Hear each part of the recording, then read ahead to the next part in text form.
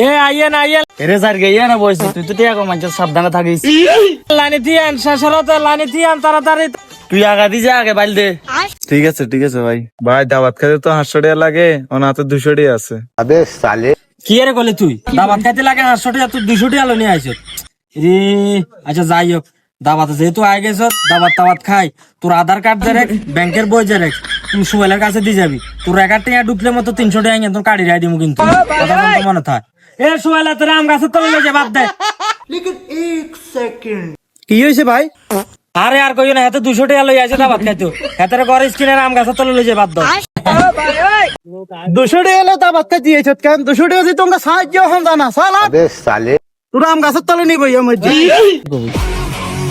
1000 টাকা লাগে না আমার নামে। এ সোহেল ডিএভি মেহমান আইছে, 1000 টাকা ইয়ার লইছো তাড়াতাড়ি, দুলার লগে দিও ইয়ারে। এ সোহেল মেহমানটারে কিন্তু দুলার লগে বইবে, এটা বিএভি মাল 1000 টাকা দের খাম গেলে নি।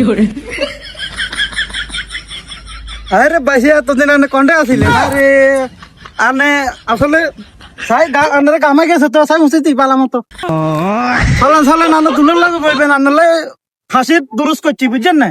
ইয়া অশ্ব সানাইলে ব্যাংকে আরো কিনে দিয়ে আগে বেলা দিচ্ছে না চলেন। আর বাইসা শুনেন আনে খানা দানা খাই যদি খাইকে না ধরে আনে আর মতামত আই কই আনারও হসাই দিম বুঝছেন না? ও ভাই কি সার্ভিস রে? কোনো টেনশন করেন লগে টিস্যু রাখছি বুঝছেন না?